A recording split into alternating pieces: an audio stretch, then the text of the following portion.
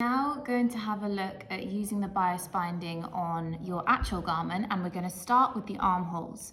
So I'm going to have the waistcoat the right way in, so I'm looking at the outside of the fabric, and I'm going to start on the center front, and I'm going to do exactly the same as we did on the practice, where I will unfold the bias and just put the edge so it's just lined up with the edge of the actual waistcoat, and attach the two together either with your pins or your clips.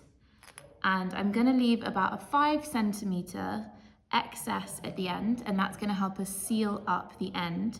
And I'll show you what to do there when we get it onto the sewing machine. But for now, you want to run this all the way around the edge of your armhole, and then have about a 5 centimeter crossover at the end that we're going to finish off on the sewing machine.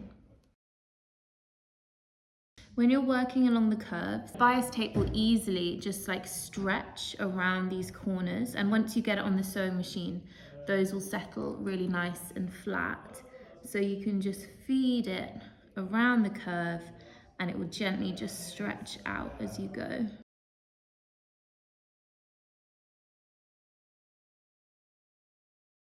So now I'm pretty much back to the start, and I want to have a 5 centimeter crossover, so I'm going to cut this second piece here,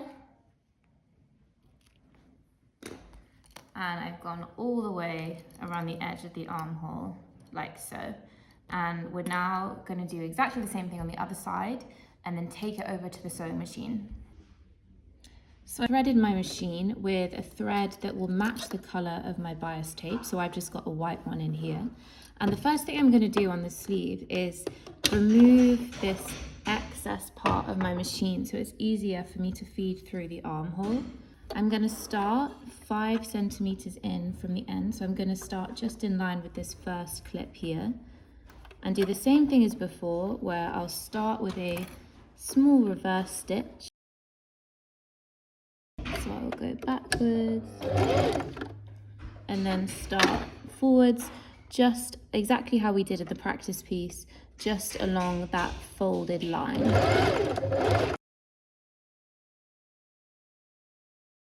And as you move around the arm, you want to bring your excess fabric here so you have more to play with and you're not pulling it super tight.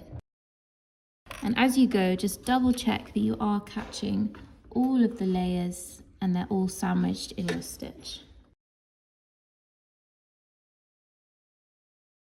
And I'm going to finish before the end, just where I put my final clip in. So it's around 5 centimeter gap between the two.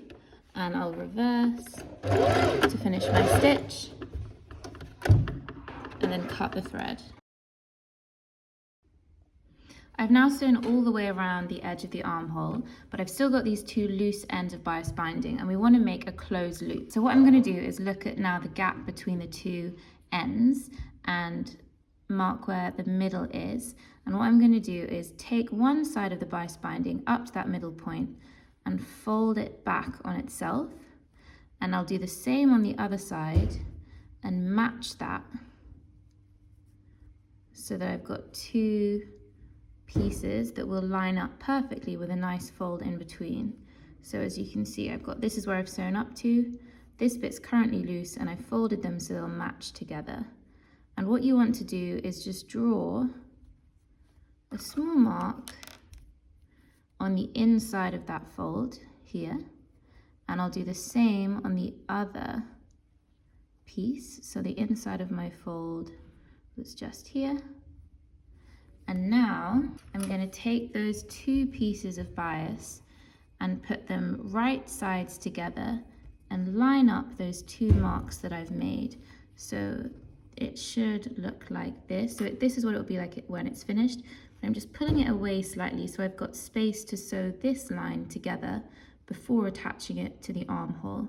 So if I pull this out, and you want to completely unfold the bias tape so you can see the full width of it. And I'm going to attach this together with one of my clips. And I'm going to sew a straight line perpendicular to the edge of the bias tape in line with that mark on my machine. So I've placed my bias tape into the machine and I've pulled the waistcoat just out of the way to make sure I'm not going to catch that in any of my stitching. My mark is just here where you can see it, and I'm going to do a couple of straight lines up and down here to attach my two pieces of bias tape together. So I'm going to go straight down and reverse straight back up, and then cut my thread. So this is what it looks like now. I've got still a gap between the two pieces, but I've got a complete ring of bias tape. So what I'm going to do is cut around 3mm outside of this line of stitching so I don't have any of this excess. So I'll cut that straight off. And now we want to attach the bias tape to this last bit of the armhole. So I'm going to take my clips, once again, flatten this down, and I want to open out that bit of bias tape, attach that down,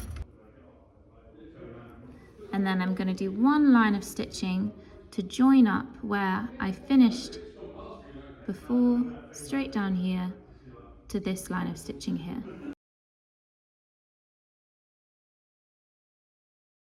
One side of the bias tape is now completely attached, and similarly to in the practice piece, I'm just going to cut off any excess. So I have around a 3mm gap between my line of stitching and the edge of the fabric, and that is just going to help me sandwich these two layers together with the bias binding. So I'm just going to run all the way around with my scissors, and it does depend. If you manage to get super close to the edge, then you won't have to do this.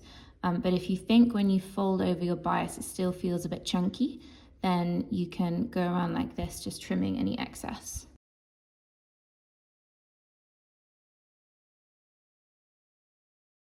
This armhole is now ready for the line of top stitching on the other side. So what I'm going to do, just as we did in the practice, is go around each of the edges and pin or clip the bias tape in place. So I'm going to fold over the bias tape onto the inside and secure it in place. And I want the edge of the bias tape to be as close to my line of stitching as I can get it, so the one that you can see over from the other side. And you might have to do your clips slightly closer together when you're doing this side, just because you're trying to sandwich in more layers together and they can be not as easy to sit flat. So I'm going to continue this all the way around the edge of the armhole.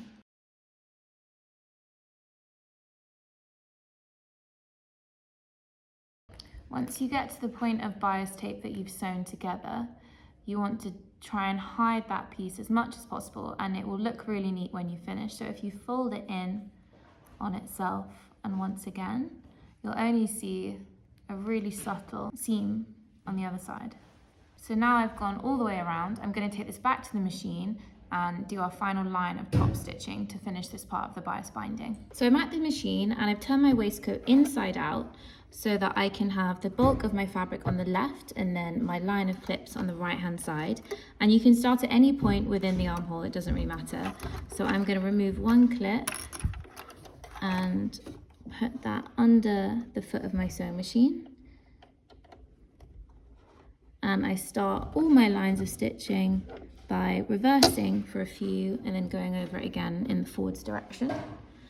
So I'll reverse a couple and then go back forwards. And the aim is to try and get the edge of the bias as close to the line of stitching from the other side as you can. So as you go along, exactly as we did as the practice, you're just going to slowly remove each of the clips or each of your pins and sew those two layers together, and you can see what it will look like on the other side, which is super neat. And I'm going to do the same thing all the way around. We'll then repeat exactly the same process on the other armhole. This arm is now done, and you can kind of see what the finished effect is going to be on the whole thing, which is super exciting. And you can just see how neat the whole thing is. So we've definitely caught it on the inside, and then on the outside the stitch is also like almost invisible, but you get a really nice crisp finish with that bias binding. And I'm actually really happy to have chosen a contrasting color here, I think the effect is going to be really nice. This jacket is reversible, so I'm going to be able to wear it both ways, which I think is really cute.